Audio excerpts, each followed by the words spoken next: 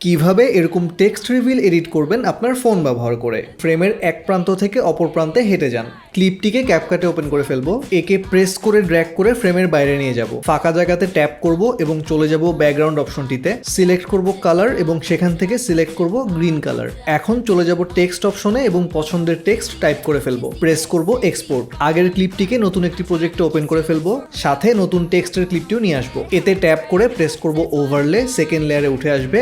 এখন একে প্রেস করে ড্র্যাগ করে প্রথম ক্লিপের একদম উপরে নিয়ে আসবো, চলে যাব রিমুভ ব্যাকগ্রাউন্ডে, সেখান থেকে সিলেক্ট করব ক্রোমা কি এবং সবুজ রংটি সিলেক্ট করব। টেক্সটের সাইজ ছোট করে চলে যাব মাস্ক অপশনটিতে, সিলেক্ট করব হরাইজন্টাল এবং এর পজিশন চেঞ্জ করে আমার বডির একদম শেষের দিকে নিয়ে আসবো। এখন কর্নারে থাকা ডায়মন্ড আইকনটি প্রেস করব, একটি কি ফ্রেম চলে আসবে। একটু সামনের দিকে এগিয়ে যাব, মাস্কটিকে ড্র্যাগ করে আমার বডির সাথে মুভ করব। এরকম করে পুরো ফ্রেম জুড়ে মাস্কটিকে আমার বডির সাথে মুভ করতে হবে।